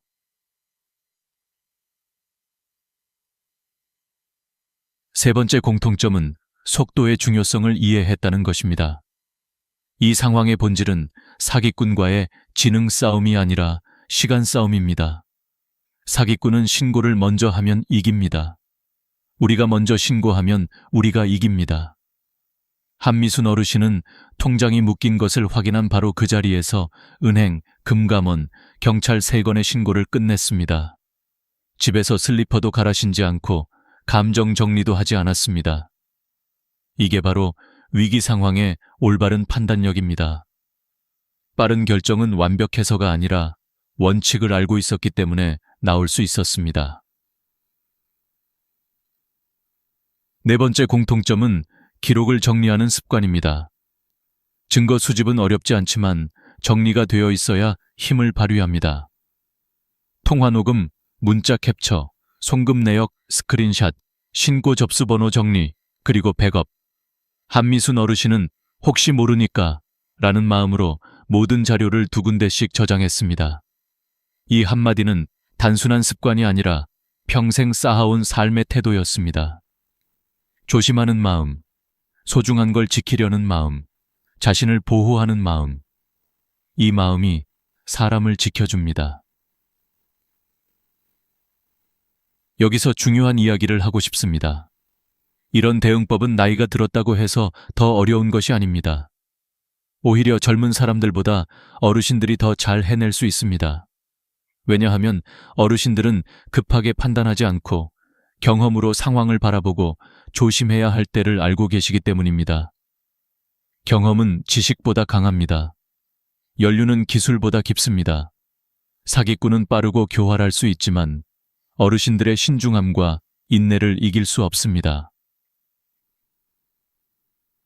이제 한 가지 질문을 드려볼게요.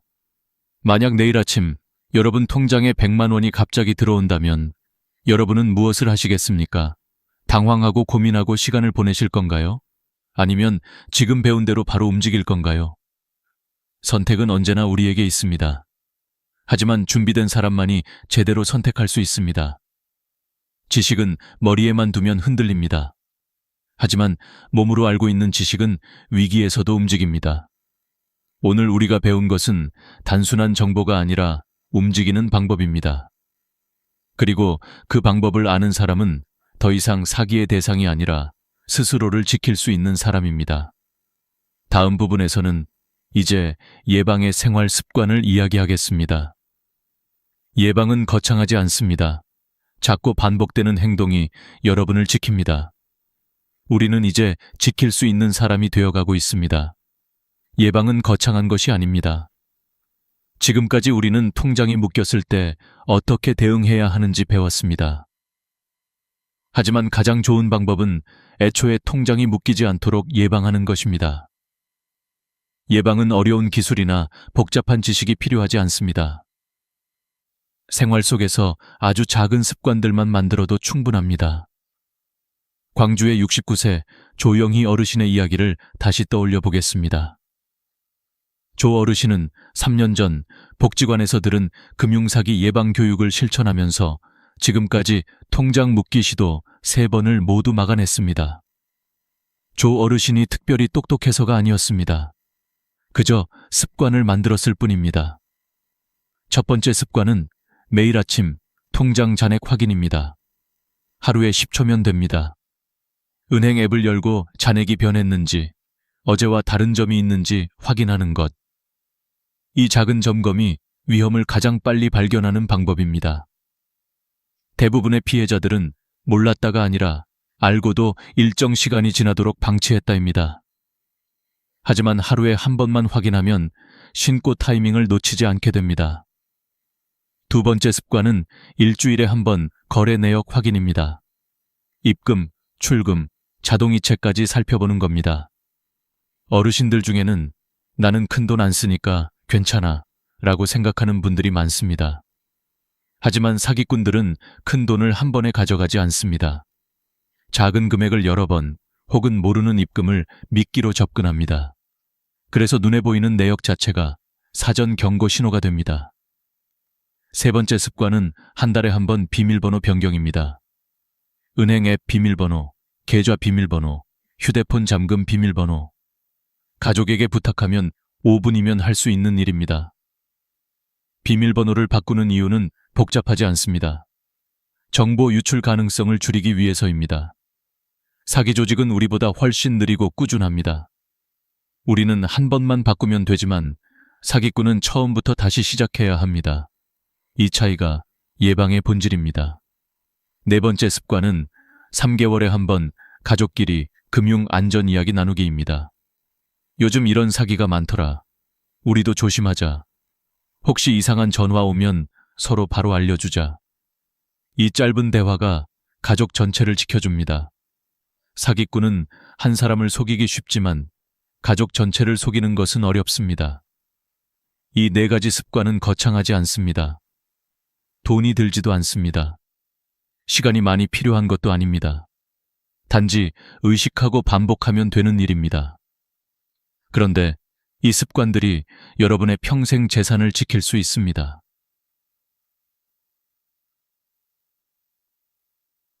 여기서 한 가지 더 중요한 사실을 말씀드리고 싶습니다. 통장은 돈만 담고 있는 것이 아닙니다. 그 안에는 여러분의 평생의 시간, 노력, 땀, 희생, 가족의 미래가 함께 담겨 있습니다. 그래서 지켜야 합니다. 사기꾼은 돈을 노리는 것이 아니라 여러분이 평생 쌓아온 가치와 자존심을 흔드는 것을 노립니다. 부산의 70세 최명숙 어르신이 그랬습니다. 평생 아이들을 가르치시고 한 푼 두 푼 모아 3,200만 원을 만들어 놓으셨습니다. 하지만 통장이 묶인 순간 그 돈은 없는 돈이나 다름없었습니다. 돈이 있는데 쓸 수 없다는 것.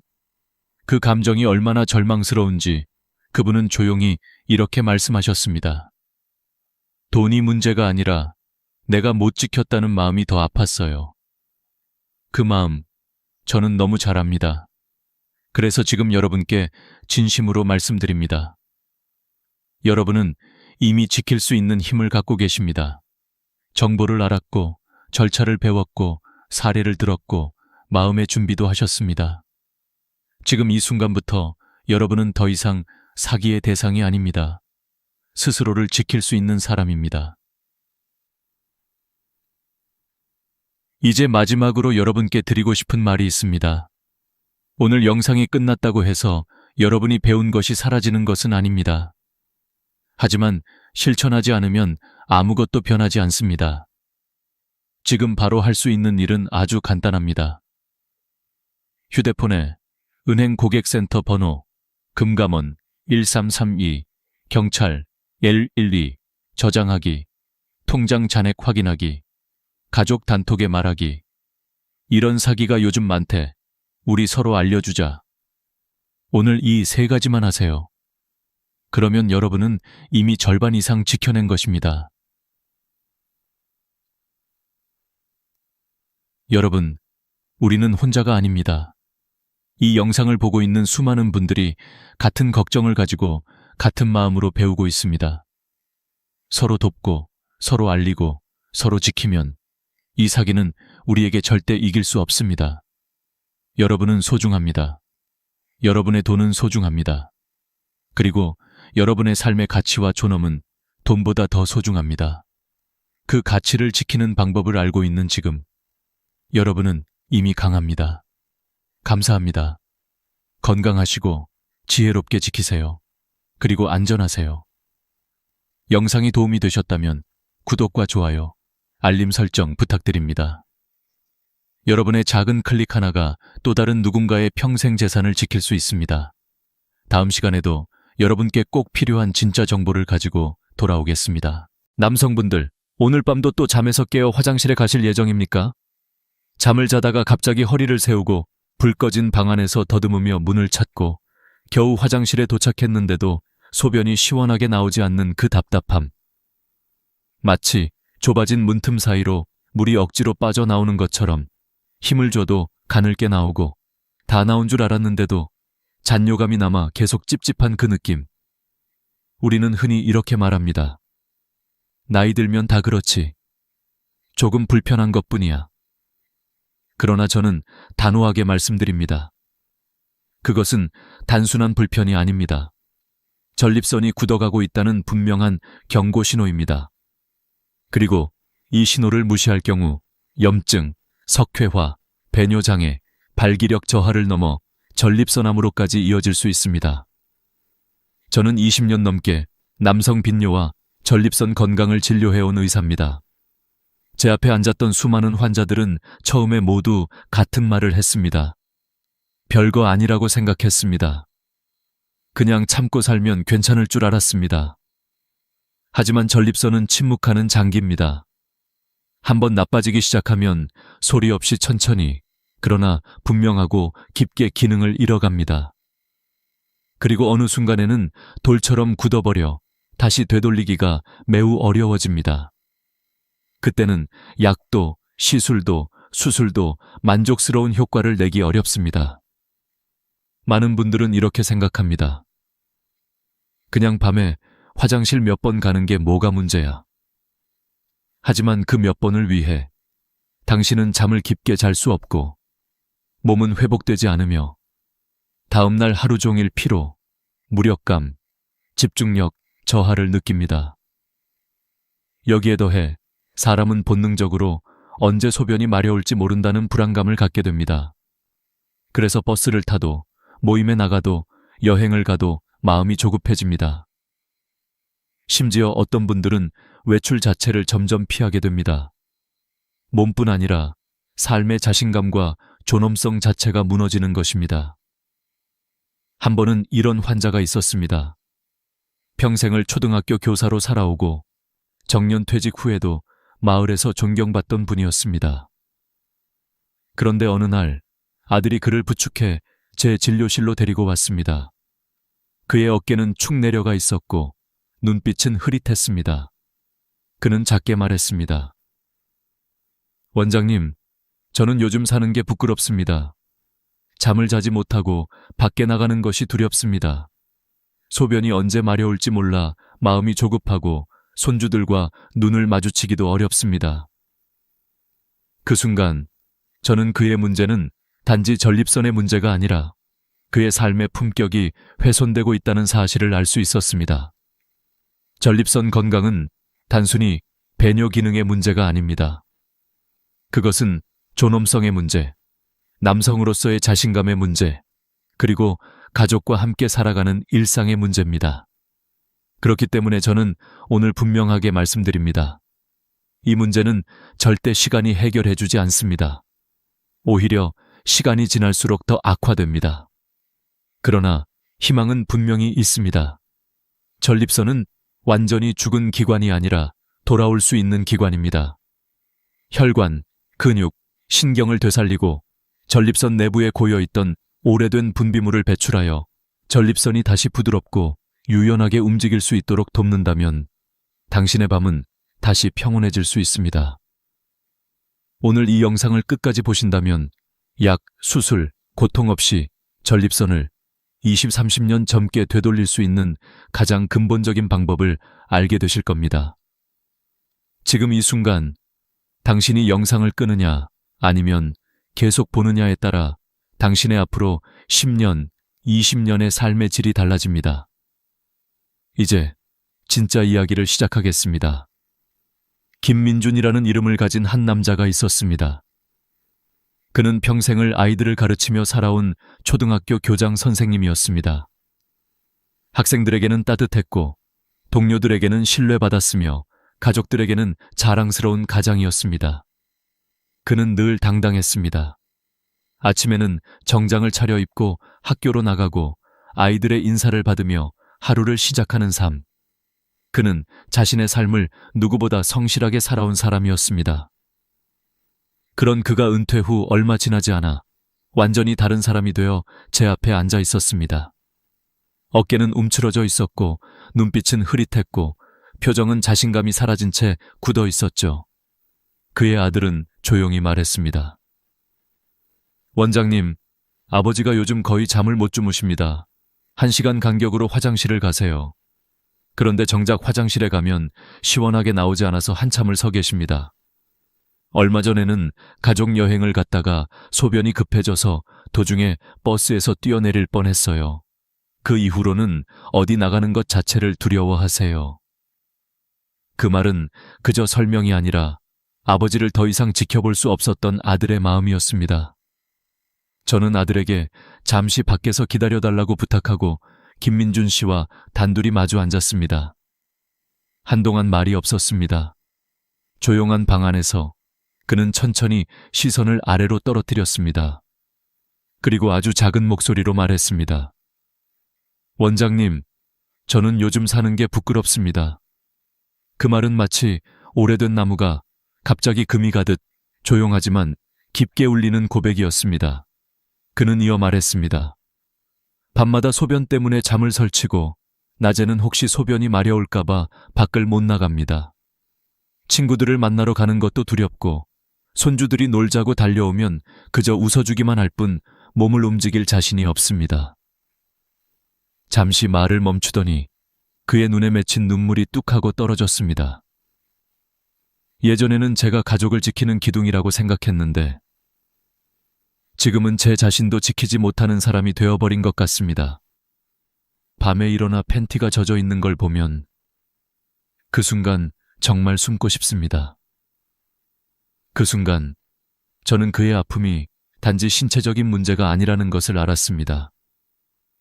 그는 소변 때문에 힘든 것이 아니라 자신의 존엄성이 서서히 무너지고 있다는 사실 때문에 고통받고 있었던 것입니다. 전립선 문제는 단순히 배뇨 장애가 아닙니다. 이것은 삶을 지탱하는 자존심의 문제입니다. 한 남자가 스스로에 대해 갖는 마지막 자부심이 무너질 때 그 고통은 말로 표현할 수 없을 만큼 깊고 조용합니다. 저는 그의 손을 조용히 바라보며 말했습니다. 환자분, 이 문제는 절대 부끄러운 것이 아닙니다. 이것은 자연스러운 몸의 신호이고 지금 이 신호를 정확히 이해하고 대응하면 상황은 반드시 좋아질 수 있습니다. 그는 고개를 들고 저를 바라보았습니다. 눈빛은 여전히 약했지만 그 안에는 아주 희미한 희망이 떠올랐습니다. 저는 말을 이어갔습니다.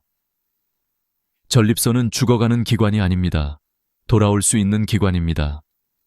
전립선은 근육, 혈관, 신경으로 이루어져 있고 우리가 어떻게 관리하느냐에 따라 다시 부드러움을 되찾고 기능을 회복할 수 있습니다.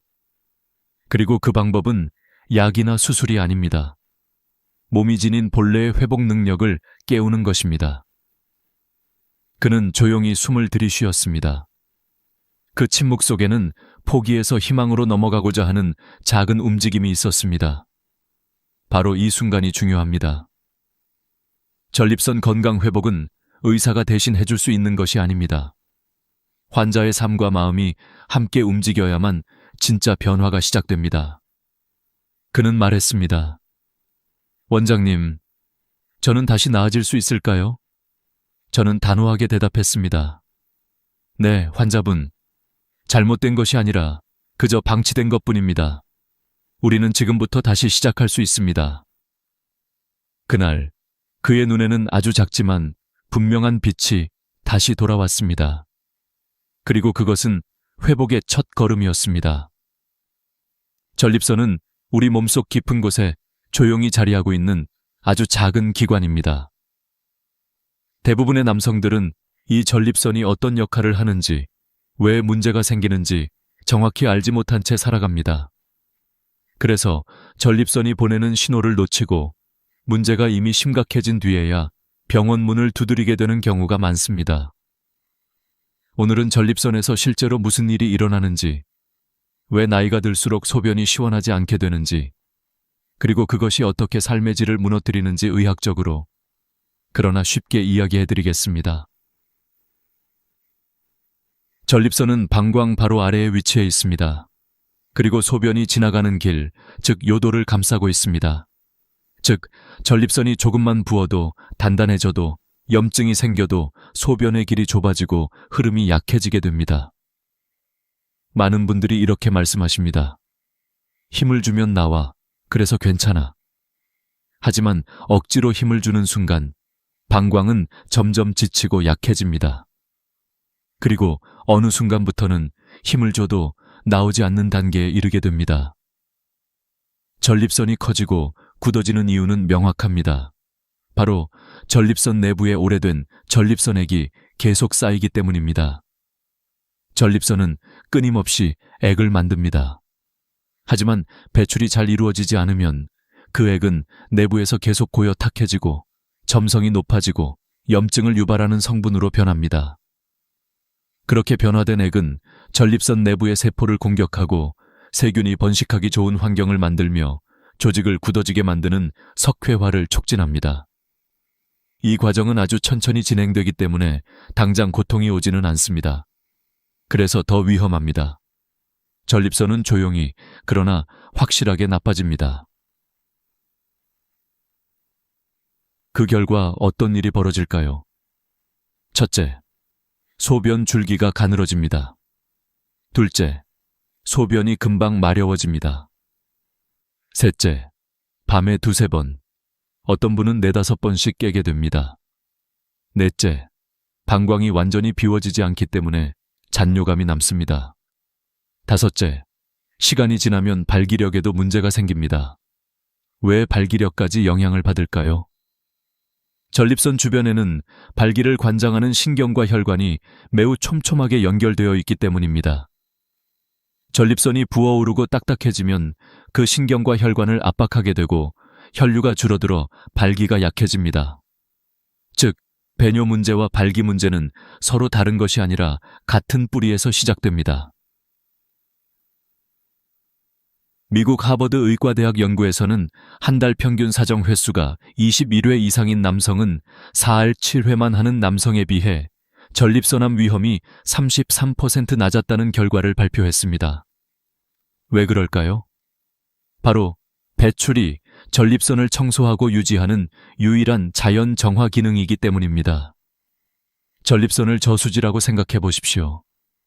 맑은 물은 계속 흘러야 맑고 가두면 썩습니다. 그런데 많은 남성들은 나이가 들수록 사정 횟수가 줄어드니 전립선 내부는 비워지지 않은 채 계속 쌓이고 고이고 변질되어 염증, 비대증, 석회화, 암 단계로 이어지는 것입니다. 이것은 의학적으로 명확한 과정입니다. 그리고 지금 이 순간에도 화장실에서 왜 이렇게 안 나오지? 라고 서 있는 남성들의 몸속에서 조용히 진행되고 있는 현실입니다. 하지만 절망할 필요는 없습니다. 지금 이 순간부터라도 전립선 내부의 오래된 액을 부드럽게, 규칙적으로, 완전하게 배출해준다면 전립선은 다시 회복될 수 있습니다. 전립선 세포는 완전히 죽지 않은 이상 혈류와 산소 공급이 회복되면 조직의 부드러움과 기능을 되찾습니다. 다시 말해, 전립선은 되돌릴 수 있습니다. 그러나 아무렇게나 하면 안 됩니다. 억지로, 급하게, 자극을 강하게 하면 오히려 상태는 더 악화합니다. 전립선을 살리는 것은 힘이 아니라 이완, 속도가 아니라 리듬, 기술이 아니라 습관입니다. 지금부터는 이 전립선 저수지의 수문을 어떻게 안전하게, 자연스럽게, 효과적으로 열어 전립선을 20년 이상 젊게 되돌릴 수 있는지 구체적인 방법을 알려드리겠습니다. 이제 진짜 회복의 단계로 넘어갑니다. 이제 우리는 전립선이 왜 굳어지고 왜 소변이 시원하게 나오지 않는지, 왜 시간이 지날수록 삶의 자신감까지 무너지는지 충분히 이해했습니다. 그렇다면 이제 남은 질문은 단 하나입니다. 어떻게 전립선을 되살릴 것인가? 많은 분들이 이 시점에서 약을 떠올립니다. 또 어떤 분들은 수술을 생각합니다. 하지만 제가 20년 동안 수천 명의 환자를 진료하며 가장 확실하게 깨달은 결론은 이것이었습니다. 전립선을 살리는 가장 근본적인 방법은 억지로 넓히거나 깎아내는 치료가 아니라 전립선 내부의 오래된 분비물을 완전히 부드럽게 규칙적으로 비워주는 것입니다. 전립선은 저수지와 같습니다. 물이 흐르면 맑아지고 고이면 썩습니다. 따라서 전립선 회복의 핵심은 수문을 여는 것, 즉 완전한 배출입니다. 그러나 이 배출은 아무렇게나 해서는 안 됩니다. 강한 자극, 조급함, 빠른 속도는 전립선을 더 긴장하게 만들고 더 딱딱하게 굳게 만들어버립니다. 따라서 지금부터 말씀드리는 과정은 속도도 힘도 억지도 아닙니다. 이완, 호흡, 부드러움, 그리고 리듬입니다. 이것은 하나의 기술이 아니라 몸을 이해하는 태도입니다. 우선 환경이 중요합니다. 몸이 따뜻하고 마음이 긴장하지 않을 때 전립선과 골반 근육은 가장 부드럽게 풀립니다. 따라서 가장 좋은 시간은 따뜻한 샤워 직후입니다. 물의 온기가 혈관을 열고 근육의 긴장을 풀어주기 때문입니다. 조용하고 누구에게도 방해받지 않는 공간. 이것이 첫 번째 조건입니다. 편안한 자세 역시 결정적입니다. 허리를 세우고 억지로 집중하려 하면 골반 바닥 근육에 긴장이 생깁니다. 가장 좋은 자세는 반쯤 기대어 눕는 자세, 소파에 몸을 기댄 상태나 침대에서 상체를 30도 정도 세운 자세입니다. 이때 무릎 아래 작은 쿠션을 놓으면 배와 회음부의 긴장이 훨씬 더 잘 풀립니다. 몸이 이완되는 순간 전립선은 마치 굳어있던 문이 천천히 열리듯 부드러워지기 시작합니다. 다음은 자극의 방향입니다. 많은 분들은 성기의 끝만 자극합니다. 하지만 전립선을 되살리고 오래된 분비물을 부드럽게 배출하려면 성기의 뿌리와 회음부까지 함께 이완시켜야 합니다. 회음부는 고환과 항문 사이의 부드러운 부분입니다. 그 바로 안쪽에 전립선이 자리하고 있습니다. 이 부위를 손바닥과 손가락으로 강하게가 아니라 천천히 따뜻하게 눌렀다가 풀어주는 방식으로 마사지해 주십시오. 마치 꽁꽁 언 땅을 녹이듯이 서두르지 마십시오. 몸이 열리는 데에는 시간이 필요합니다. 최소 10분. 이 시간은 전립선이 깨어나는 시간입니다. 급하게 끝내려 하면 몸은 다시 다칩니다. 하지만 천천히 리듬을 따라가면 몸은 스스로 문을 엽니다. 그리고 아주 중요한 순간이 있습니다. 사정감이 몰려올 때 바로 그 순간 잠시 멈추는 것입니다. 멈추고 길게 숨을 들이쉬고 천천히 내쉬면서 그 감각이 가라앉기를 기다립니다. 이것은 단순한 조절 기술이 아닙니다. 전립선 주변의 혈관과 신경이 긴장해서 이완으로 바뀌는 전환점입니다. 그 감각이 부드러워지는 순간 다시 천천히 리듬을 이어가십시오. 이 과정을 2번 또는 3번 반복한 후에 자연스럽게 사정이 이루어지면 전립선 내부는 훨씬 더 완전하게 비워집니다. 여기서 핵심은 쾌락이 목표가 아니라 완전한 배출이 목표라는 사실입니다. 마지막으로 사정 후에는 케겔 근육을 가볍게 조여주는 마무리가 필요합니다. 소변을 참는 것처럼 항문을 10초간 조였다가 풀기. 이 동작을 10번 합니다.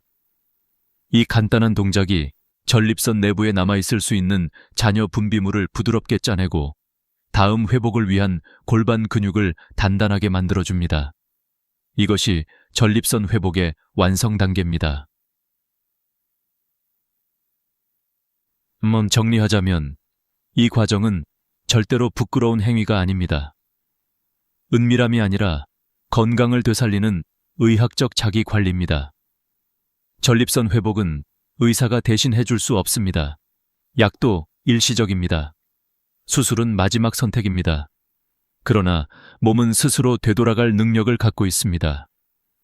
우리는 그 문을 열어주기만 하면 됩니다.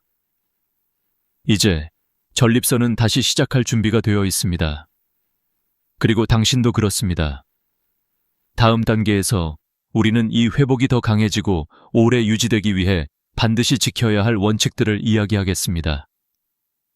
모든 회복에는 방향이 있습니다. 그리고 그 방향을 잘못 잡으면 아무리 노력해도 결과는 멀어질 뿐입니다. 전립선 회복도 마찬가지입니다. 지금까지 우리는 전립선을 되살리는 가장 중요한 핵심, 즉 부드럽고 완전한 배출의 원리를 배웠습니다. 하지만 이 과정에는 반드시 지켜야 할 안전 수칙이 있습니다. 이 수칙을 지키지 않으면 효과가 반으로 줄어들거나 심한 경우 오히려 상태가 악화될 수도 있습니다. 따라서 지금부터 말씀드리는 내용은 지금까지의 어떤 설명보다 더 중요합니다. 이 부분을 정확히 이해하는 것이 당신의 회복 속도를 결정합니다. 그 남성분들 중에는 빨리 낫고 싶다, 효과를 금방 보고 싶다 라는 마음이 너무 앞서는 경우가 많습니다. 하지만 기억해야 할 것이 있습니다. 전립선은 힘을 주면 닫히고 이완하면 열린다는 것입니다. 어떤 환자분은 처음 이 회복법을 알게 된 후 하루에 여러 번 시도했습니다. 마치 숙제를 하듯 의무감으로 조급하게. 하지만 그 결과는 어떠했을까요? 몸은 더 경직되었고 전립선 주변 근육은 오히려 더 긴장했습니다. 마음에서도 압박감이 생기면서 발기력까지 더 약해졌습니다. 전립선 회복에서 욕심은 독입니다.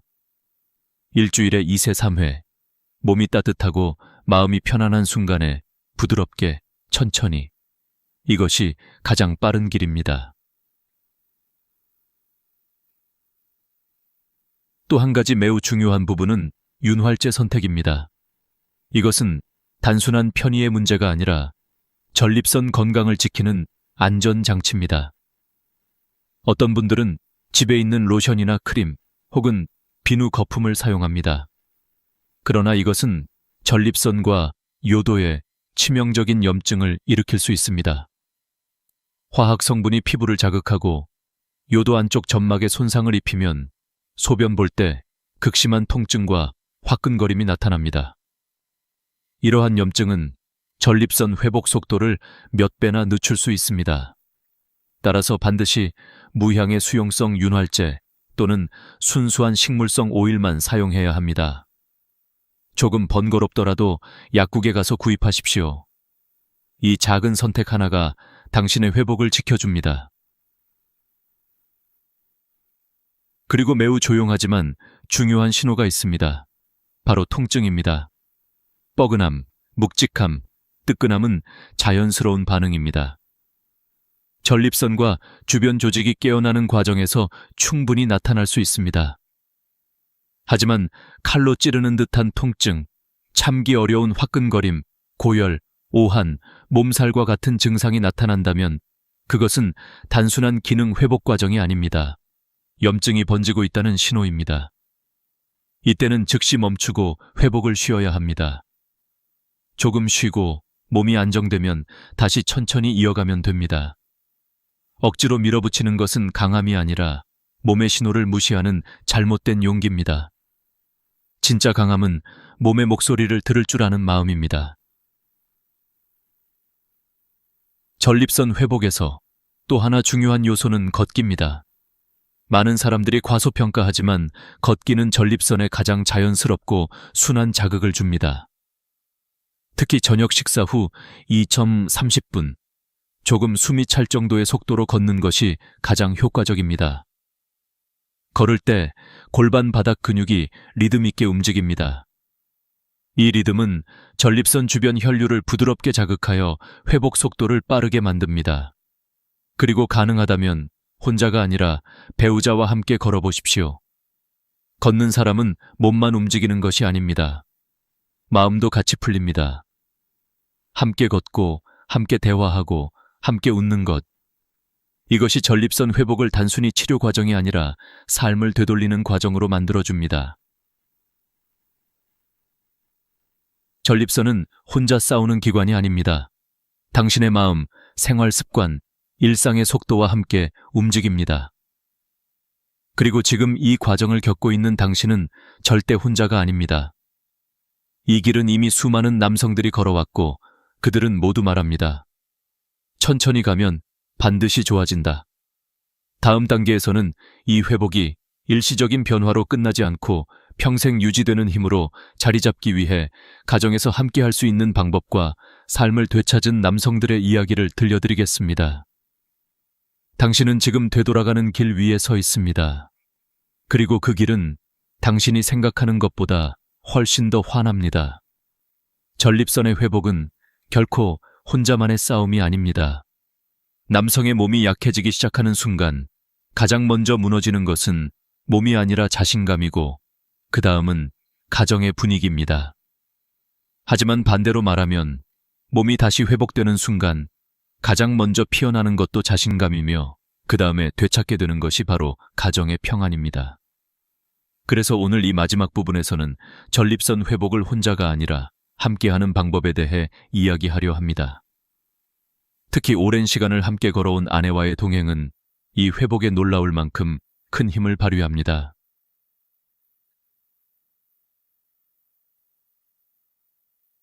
사실 많은 남성들은 전립선 문제를 아내에게조차 말하기 어려워합니다. 부끄럽고 초라해 보일까 두렵고 혹시 아내가 실망할까 걱정합니다. 하지만 여기에는 오해가 있습니다. 아내는 남편이 강해서 좋아하는 것이 아닙니다. 남편이 진심으로 나를 바라보고 나와 함께 걸으려 하기 때문에 사랑하는 것입니다. 부끄러움은 오히려 두 사람의 사이를 멀어지게 하지만 진실된 고백은 두 사람을 더욱 단단하게 묶어줍니다.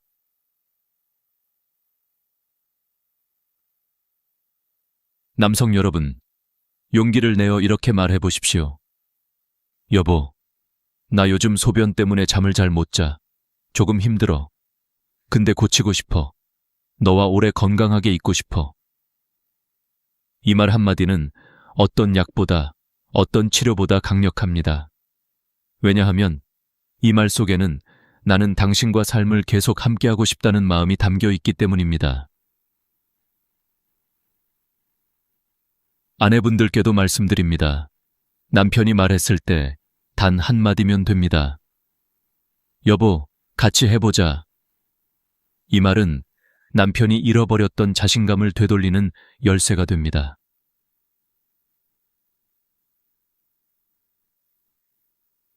이제 함께 실천할 수 있는 전립선 회복 생활 루틴을 알려드리겠습니다. 복잡하지 않습니다. 일상 속에서 자연스럽게 할 수 있는 것들입니다. 1. 저녁마다 20-30분 걷기 부부가 손을 잡고 동네를 한 바퀴 천천히 도는 것. 이것은 골반 바닥 근육에 가장 순하고 강한 자극을 줍니다. 말을 많이 하지 않아도 괜찮습니다. 함께 걷는 그 시간이 회복입니다. 2. 전립선에 좋은 식탁 만들기 토마토, 두부, 아마씨, 올리브 오일, 미역국. 크고 특별한 음식이 아니라 작게, 꾸준히가 핵심입니다. 하루 한 번이면 충분합니다. 3. 잠들기 전 따뜻한 찜질 10분 아랫배와 회음부를 따뜻하게 데워주는 것만으로 혈류가 부드럽게 열리고 밤에 화장실 가는 횟수가 점점 줄어듭니다. 4. 케겔 운동 10회, 그 3세트. 소변 참는 느낌으로 10초 조였다가 10초 풀기. 이 단순한 근육 운동은 발기력과 배뇨 기능을 다시 되살리는 가장 강력한 기초 체력입니다. 그리고 무엇보다 중요한 것, 서로에게 말하는 방식입니다. 잔소리는 마음을 닫게 합니다. 조용한 응원은 마음을 엽니다. 아내가 이렇게 말해준다면 어떨까요? 여보, 요즘 좀 나아진 것 같아. 정말 잘하고 있어. 당신이 자랑스러워. 남자는 이런 말을 들을 때 몸뿐만 아니라 영혼이 회복됩니다.